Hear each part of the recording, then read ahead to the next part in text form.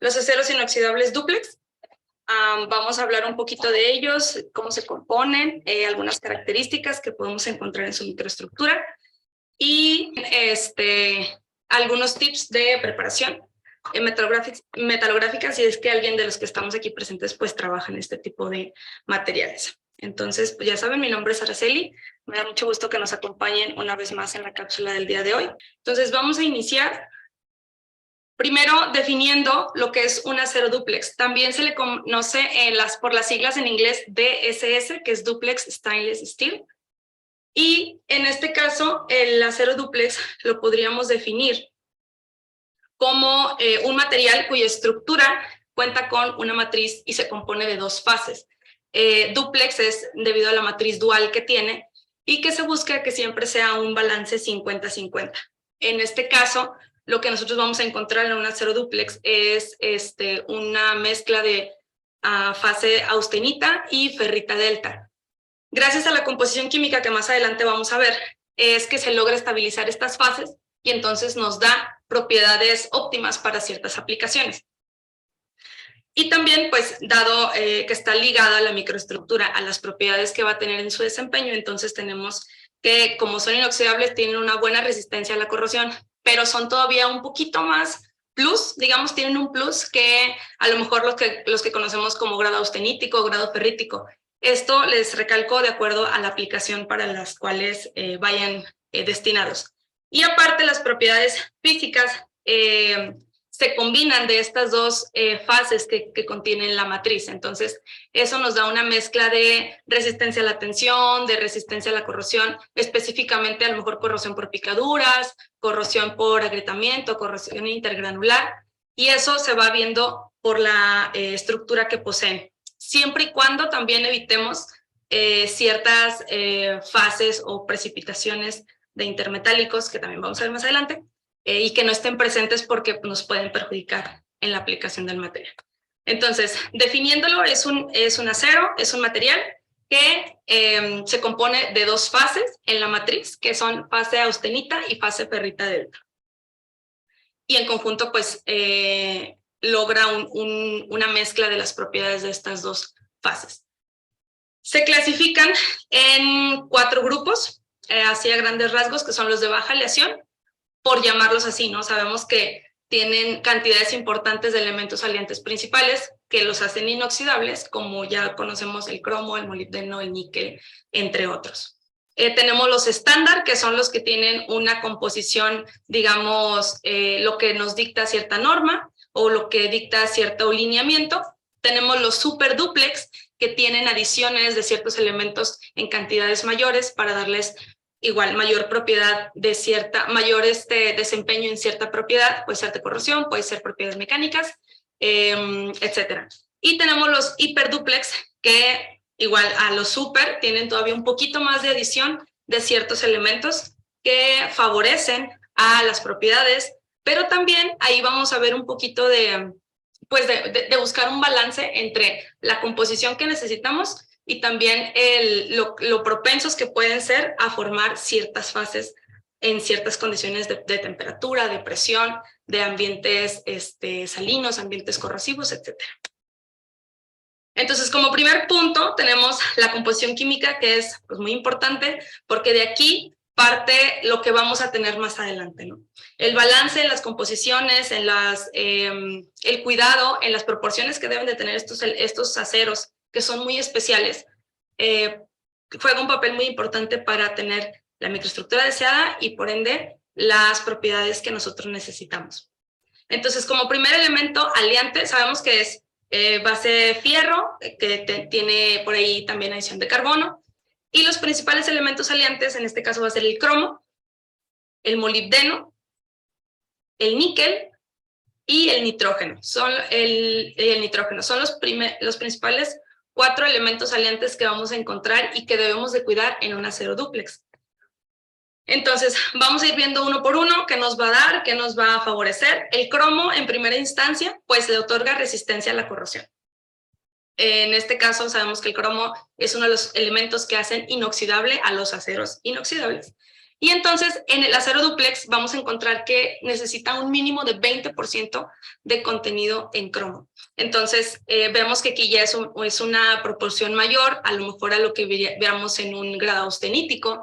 En este caso, el cromo es un elemento estabilizador de la ferrita y como está en grandes cantidades nos ayuda a que la ferrita delta sea estable a una temperatura, digamos, ambiente.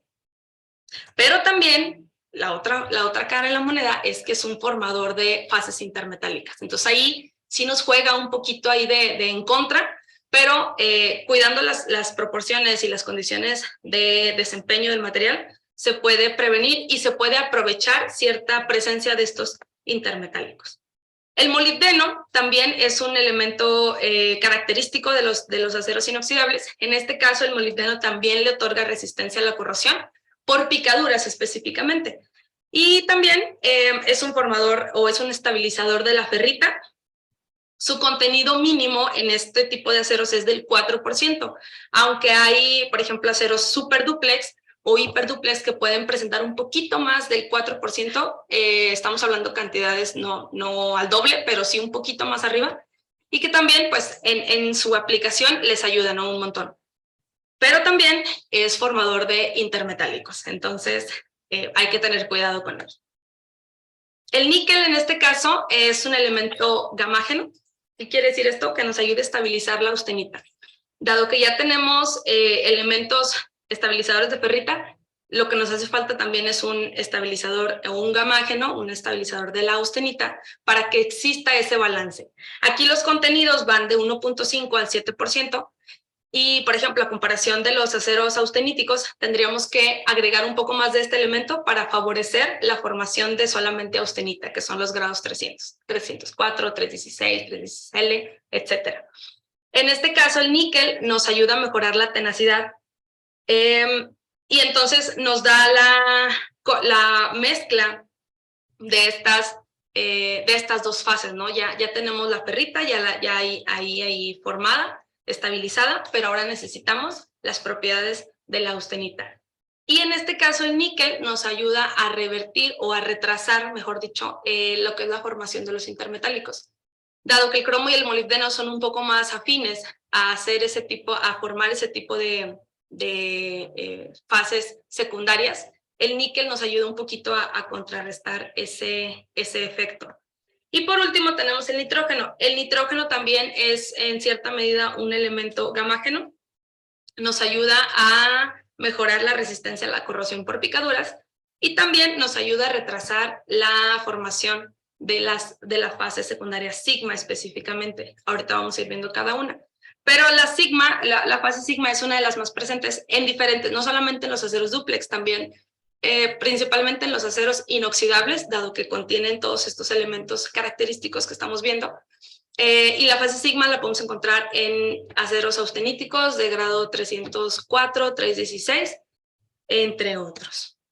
Entonces, ya que tenemos los 4 elementos que nos van a ayudar pues a predecir un poquito las propiedades y el desempeño que va a tener nuestro acero, tenemos el diagrama de fases. En este caso, este tipo de aceros, como los aceros inoxidables, se interpretan y se rigen por el diagrama ternario fierro cromo níquel, que lo tenemos aquí. Y en este se muestran las fases ferrita delta, austenita, que es gamma, y la fase sigma, puesto que es la fase que es estable. Las demás fases que se van formando son como de transición. Y ahorita lo vamos a ver por qué. Y al paso de la temperatura, ya sea en el enfriamiento o en el calentamiento, se presenta la fase sigma y es la que puede quedar un poco más estable. En el caso de los aceros inoxidables dúplex, tienen un tipo de solidificación un poco característica y hay diferentes maneras en las que solidifican. Por aquí vemos que hay diferentes, en la presentación vemos diferentes tipos, que puede ser la A, B, C y D. Depende del tipo de solidificación que se presente, son las fases finales que vamos a obtener ya en su estado ya sólido como tal. Y entonces aquí tenemos que existen 4 mecanismos de solidificación en este diagrama. El primero es el ferrítico, es decir, que parte de un líquido y después de ese líquido empiezo a formar ferrita delta y al final solamente obtengo ferrita delta. El ferraustenítico, que es igual, parte de un líquido, empieza a formar ferrita delta y luego en ese mismo líquido hay líquido, ferrita delta y empieza a precipitar la austenita. Y posteriormente voy a tener una combinación de austenita y ferrita delta.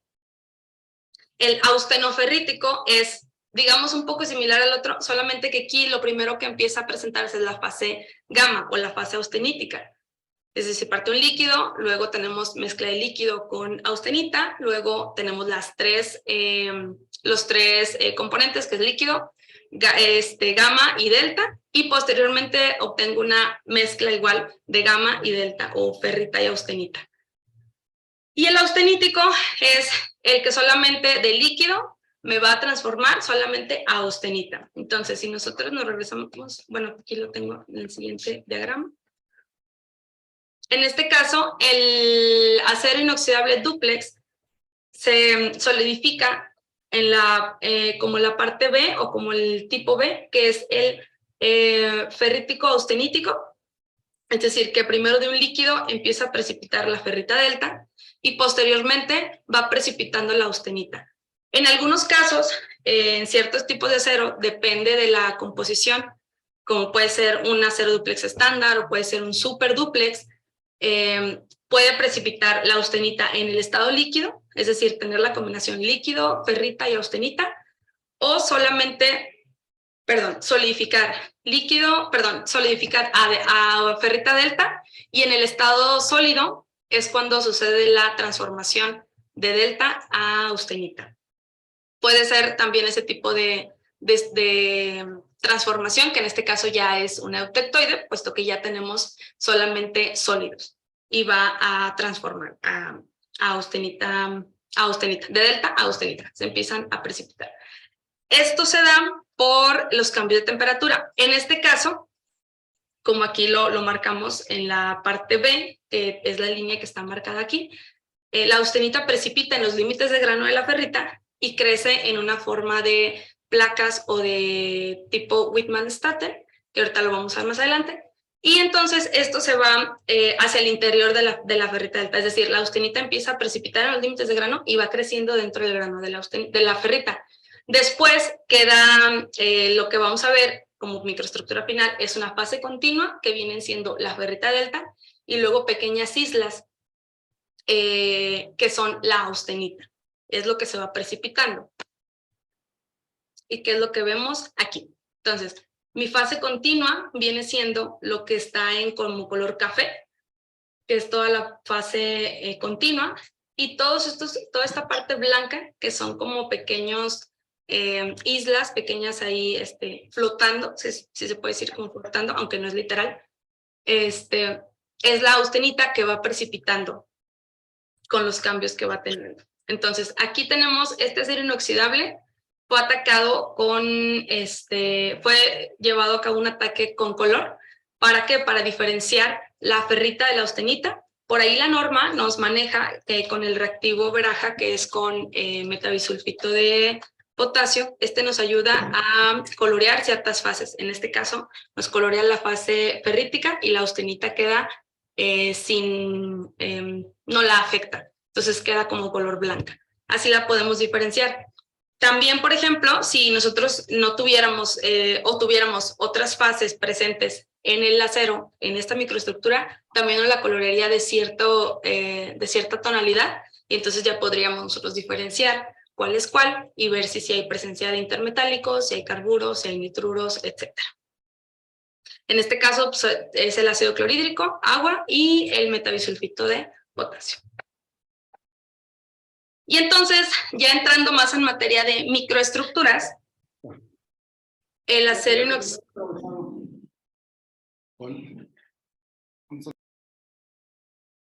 Voy a silenciar aquí a los que están. Okay, ahí está. Perdón. Ya entrando en materia de microestructuras, tenemos que la ferrita, que se pueden presentar. Ya vimos la fase matriz, la parte de la matriz. Esto es lo que nosotros podríamos obtener, digamos, de la solidificación. Y después estos aceros se suele hacer un tratamiento de solubilizado.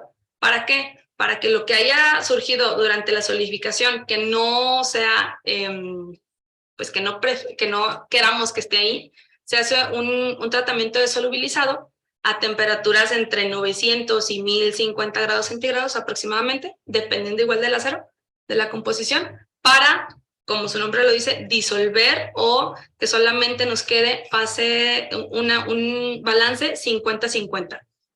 Este balance puede ir desde obviamente no siempre va a ser 50-50 exacto, pero sí va de un 50, 55, 45, inclusive se puede respetar hasta un 70-30.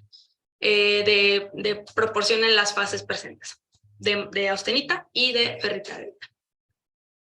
Entonces, ya tenemos la estructura matriz, lo que nosotros deseamos ver siempre, pero también no podemos pasar por alto que hay ciertas fases que se presentan a cierta temperatura, y esto se da cuando los aceros son sometidos a ciertas condiciones de temperatura y presión en las aplicaciones, puesto que para eso fueron diseñados, y se pueden simular con los tratamientos térmicos.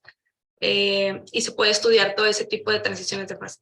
Vemos aquí un diagrama que es como un TTT de los aceros inoxidables dúplex, y vemos diferentes tipos de fases. Vemos que pueden existir nitruros, puede existir la fase Chi, los carburos del tipo M23C6, que puede ser composición de cromo y de molibdeno, o sea, puede ser cromo 23, carbono 6, o molibdeno 23, carbono 6. Estos a temperatura entre 900 y 700 grados aproximadamente.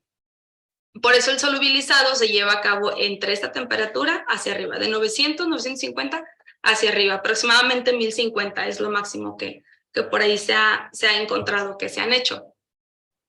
Y tenemos la fase sigma también, y una cierta fase que es aquí, precipita, que se conoce como alfa prima, y esta fase fragiliza el acero, y entonces pierde tenacidad y su resistencia a la tensión baja considerablemente, y entonces es más propenso a las fracturas.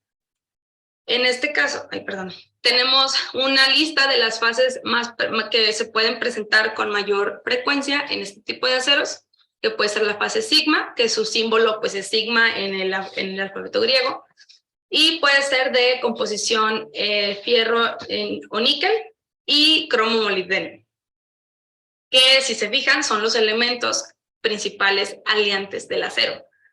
La fase Chi, que también es su símbolo del alfabeto griego, la letra Chi, y en la composición igual viene siendo fierro cromo molibdeno, o puede ser cromo molibdeno y variando entre el fierro y el níquel. Si se fijan, otra vez, son los elementos principales de aleación. Los carburos que ya les mencioné ahorita, del tipo M23C6, del tipo M7C3, y los nitruros, que esos son un poquito más complicados no complicados, sino un poquito más raro de encontrar, y que a lo mejor puede ser una fase solamente de transición. En este caso, el nitrógeno, las cantidades que posee el acero inoxidable dúplex son cantidades pequeñas, y se cuida mucho también por el lado de la formación de los nitruros a cierta temperatura. Y entonces tenemos la primera fase, que es la fase sigma, como ya la veíamos la fase Chi, como ya lo veíamos ahí en la lista. Nos vamos a ir por orden porque, por ejemplo, la fase Chi es la primera que precipita cuando tenemos ciertas condiciones de temperatura.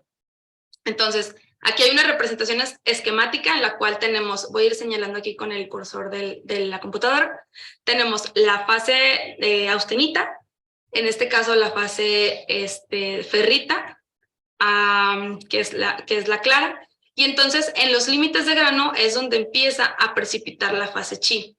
Esto es a cierta temperatura con el paso del tiempo. Pero no se queda solamente la fase Chi. A partir de esta fase, como hay un empobrecimiento de cromo y de molibdeno en la fase ferrítica, empieza a precipitar también la fase sigma, y posteriormente como van empobreciendo más la zona de cromo-molibdeno, que son elementos estabilizadores de la ferrita, entonces ya ahí tiende a haber una transformación a austenita secundaria o austenita nueva, que es la que está marcada aquí en la parte gris, que es del mismo color de la otra fase. Entonces aquí tenemos ya una mezcla de fases que se vería más o menos así en una micrografía de STEM o de microscopía electrónica de barrido. En este caso, por ejemplo, esta técnica es más útil. Si se hace un ataque selectivo, también funciona. Pero por la diferencia de brillo, podemos diferenciar mejor las fases en este tipo de técnicas como la microscopía electrónica. En este caso, vemos las fases de la matriz, que en este caso solamente vemos delta, ferrita, y vemos en los límites de grano cómo se ve muy, muy brillante la fase chi. Siempre, y ahorita lo vamos a ver en las otras micrografías, la fase chi se va a ver un poco más brillante que las otras. Y eso es algo que nos va a ayudar a diferenciarla, para saber si sí hay, si no hay, y qué es lo que se está presentando. Esta generalmente se va a quedar en los límites de grano, no va a caminar a otro lado, en los límites de grano se va a quedar. La que sí va a empezar a transformar y se va a empezar a, digamos, a comer el grano de la ferrita es la fase sigma, porque la fase sigma va a dar paso a la transformación de fase austenita o a austenita secundaria. ¿Vale? Entonces, esta es la primera fase, que es la fase chi. De aquí se desencadena todo porque, habiendo la fase chi y un empobrecimiento de los elementos estabilizadores de la ferrita, entonces se empieza a ver todo lo demás. Vemos la fase sigma, que su mecanismo de precipitación es algo similar, igual se da en los límites de grano de la interfase ferrita-austenita, y ahí empieza a haber un crecimiento. La fase, digamos, más oscura, o la fase de color negro, es la fase sigma, que está precipitando, y entonces vemos que hay un crecimiento considerable, empieza igual a ocupar todo el grano, o todo el grano de la ferrita, y entonces empieza a ver fase sigma y fase austenítica, hasta que la transformación puede ser completa. Y aquí es donde ya el acero empieza a perder propiedades de un acero dúplex, porque pues ya no hay esa ferrita que nos da cierta resistencia a la corrosión, que nos da ciertas propiedades también mecánicas, entonces empieza a cambiar un poco su comportamiento en la aplicación. Esto se ve más o menos así. Igual, es una microscopía electrónica de barrido. Si se fijan, este acero fue envejecido a 900 grados centígrados, que es la temperatura, si se acuerdan del TTT que vimos ahorita, es más o menos la temperatura en la que se empiezan a presentar todos los cambios. Entre 650, 700 hasta 950 hay cambios microestructurales muy significativos. Y con el tiempo, pues se van formando todas estas fases. Si ven, la fase más brillante, o casi podemos decir que la fase blanca, es la fase chi, que la vamos viendo alrededor ahí decorando todo lo que es la fase ferrítica, y luego vamos viendo que es la fase ferrítica y vamos viendo que la fase sigma va creciendo hacia adentro de este grano, y eso va dando pie a que haya más transformación y más transformación hasta que se llegue a un punto donde hay austenita secundaria o austenita nueva a partir de estas fases secundarias. Claro que también podemos tener una mezcla de todas estas fases, y entonces ahí pues, nos resta propiedades como son fases que tienen estructuras cristalinas pues un tanto complejas, son muy duras, y entonces esto fragiliza el material en una aplicación donde la resistencia a la tensión tenga que ser una propiedad considerable. Entonces, este tipo de fases nos van a perjudicar un poquito ahí en este tipo de aplicaciones de propiedades. Y después tenemos lo que son los carburos, que también los veíamos ahí en el TTP, que pueden ser del tipo M23C6, que son los un poquito más ahí predominantes, los M7C3. Y aquí vemos el mecanismo de precipitación, en el cual también todo se da en la interfase o en el límite de grano, entre ferrita y austenita, ferrita delta y austenita, empieza a precipitar el carburo y dado que también son ricos en elementos formadores o estabilizadores de la ferrita, se empieza a empobrecer esa área, todo ese espacio, y entonces empieza a precipitar la austenita. Si se fijan, ya aquí hay un crecimiento. Los carburos en este caso crecen en forma de placas o de láminas y se van hacia el lado de la, en este caso, de la austenita. Y entonces empieza también a haber precipitación de fase sigma, porque ya hay un empobrecimiento. Entonces, todo lo que la fase sigma, como lo veíamos ahorita en el diagrama, es un poco más estable. Por eso también empieza a precipitar, porque ya cuando hay cambios de temperatura, y entonces empieza a haber todo este intercambio ahí de empobrecimiento de elementos formadores de ferrita, y entonces hay carburos, y luego ya crece la austenita y crece la fase sigma. Tenemos nuevamente una mezcla de fases. Y aquí lo marca, por ejemplo, el crecimiento viene hacia lo que es la parte de ferrita delta. Lo mismo, empieza a crecer hacia adentro del grano de esta fase y lo que va haciendo es que se va transformando todo ahí hasta que pues invaden considerablemente esta fase, y entonces ya no hay un balance 50-50 y ya no tenemos las mismas propiedades. Estas son igual micrografías de microscopía electrónica de barrido. Aquí, si se fijan, a lo mejor las coloraciones son muy similares, o las tonalidades, vamos a llamarlo por la escala de grises, pero la morfología es muy diferente, es muy característica. Entonces, si vemos aquí, por ejemplo, en el esquema, se ven así primero como puntitos y luego empiezan a precipitar en forma de plaquitas, de láminas. Así se van haciendo. ¿Qué es lo que vemos aquí de este lado? Que vienen siendo estos los carburos, vienen precipitando en el límite, en la interfase de las fases matriz, y lo que van siendo es que van creciendo hacia la parte de la ferrita delta. Aquí vemos que ya hay presencia también de fase sigma. En la otra vemos también que hay presencia ya solamente de fase sigma, ya aquí ya no vemos carburos. Y en este caso se ve que, por ejemplo, en la primera vemos el crecimiento de los carburos, y en la segunda vemos lo que es la fase sigma de un acero que fue envejecido también a 900 grados centígrados por 1 hora.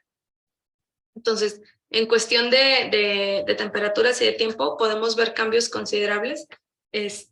Igual, dependiendo del tipo de acero, esto puede por ahí fluctuar un poco, pero el TTT que vimos en las diapositivas pasadas, es uno que puede ser genérico para la mayoría de los aceros, pero existe uno específico para al menos los más conocidos, los aceros que los vamos a ver ahorita, los grados más predominantes y que más se utilizan y que más se han estudiado también.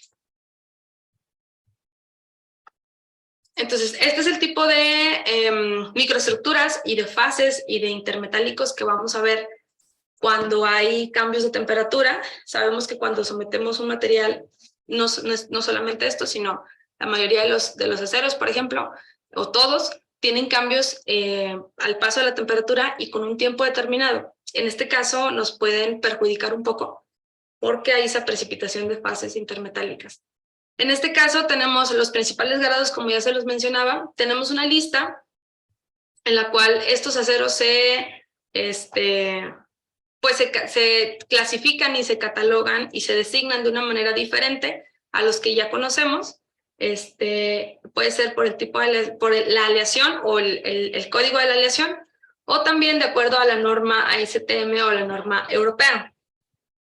Si se fijaron ahorita, algunos venían marcados con la norma europea y otros con el tipo de aleación que son.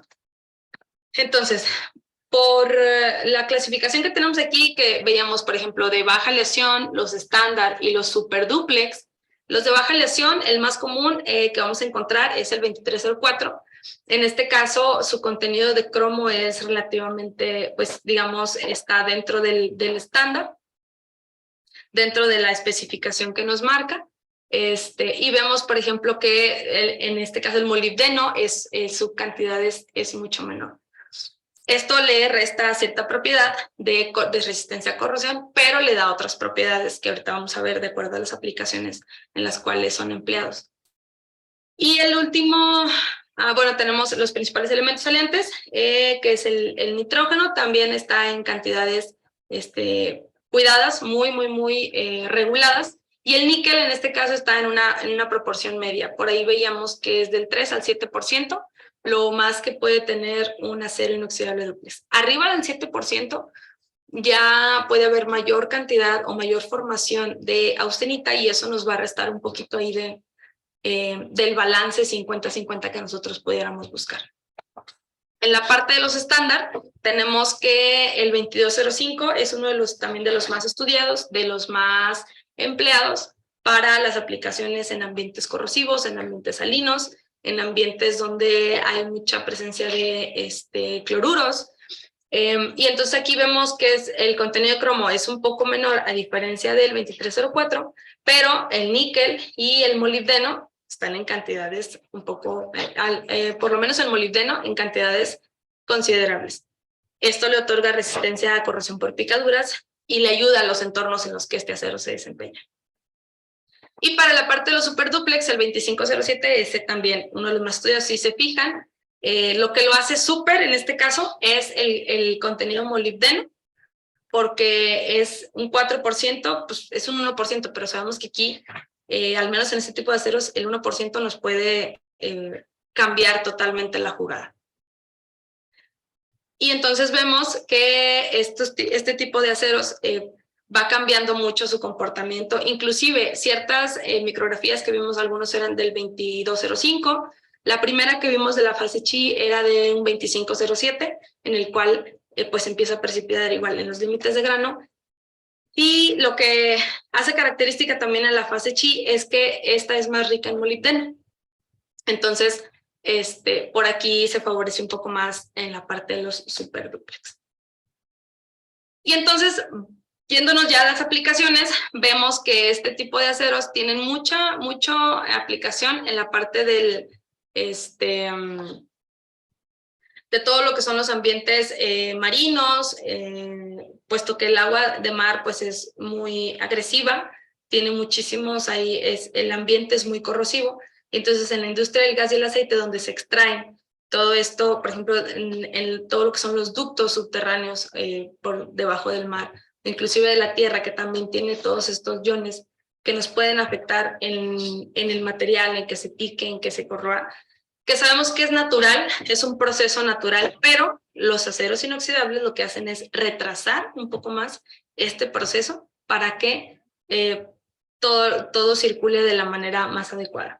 En la parte de la industria del aceite y del gas, cuando se extraen este tipo o cuando se va a fabricar el aceite, por ejemplo, en sí, no es tan corrosivo, pero los ambientes en los que se maneja toda esta industria sí son muy corrosivos. Entonces, por eso se utiliza, por ejemplo, el 2205, que es bueno que tiene buena resistencia a la corrosión por picaduras. Y en los blast walls, el 2304, que no tiene muy buena resistencia a la corrosión por la parte de su contenido menor en molibdeno, pero este tipo de aplicaciones requiere una mayor resistencia de impacto. Esto es, por ejemplo, se tienen en todos estos ambientes donde se fabrican combustibles, lubricantes, los aceites, etcétera, pues sabemos que también son flamables. Entonces, si en algún momento llega a haber en alguno de los cuartos o en alguna de las instalaciones donde se manejan ese tipo de productos, se requieren ciertas barreras o ciertas paredes para contener si es que hubiera algún tipo de explosión, algún tipo de más que nada explosiones. Entonces, este tipo de aceros pueden contener un poco más el impacto de la explosión y entonces que no llegue a lo mejor a algún nivel mayor de daño. En la industria del papel también y de otro tipo, por ejemplo, en la industria alimenticia, donde se usan digestores, que son unos tanques enormes, también se utilizan este tipo de aceros, igual, para la cuestión de todo lo que es la presencia de los compuestos o de la misma naturaleza, por ejemplo, de los alimentos, donde están siendo por ahí que hay calor, que hay cuestiones de temperatura, que hay cuestiones de diferentes composiciones químicas que tienen los alimentos. pues se utilizan también este tipo. En este caso pueden ser el 2205, el 2304 y el 2101, que no es muy utilizado, pero ahí puede tener una ventana de aplicación. Y, por ejemplo, en la industria del papel hay un proceso que se llama blanqueamiento, en el cual se utilizan ciertos químicos para hacer un proceso de blanqueamiento, como lo dice su mismo nombre. Y entonces este tipo de aceros en estos contenedores nos ayudan para que todos los químicos que se manejan ahí no dañen o que prolonguen más la vida útil de este contenedor o de este tanque que se va a utilizar. Y también se utiliza en tanques en general, que puede ser para el transporte y para el almacenamiento. El transporte puede ser de ciertos químicos, por ejemplo, o cuando es un transporte marítimo, que sabemos que se utiliza mucho cuando son cantidades muy grandes o cuando son industrias, por ejemplo, de los lubricantes, de los combustibles. Entonces, se hace un tanque de este tipo de aceros, y entonces recubre con otro material, pero el de adentro es de un acero dúplex para que también contenga y lleve a cabo todo su performance de resistencia a la corrosión, y entonces pueda transformar de manera segura todos estos tipos de químicos, gases, combustibles, etc. En cuanto a la preparación de este tipo de aceros, por ejemplo, se recomienda mucho, ya que vimos que pueden presentar ciertas fases, pues sí, ciertas fases que son muy duras, que son muy frágiles, que nos podemos por ahí topar.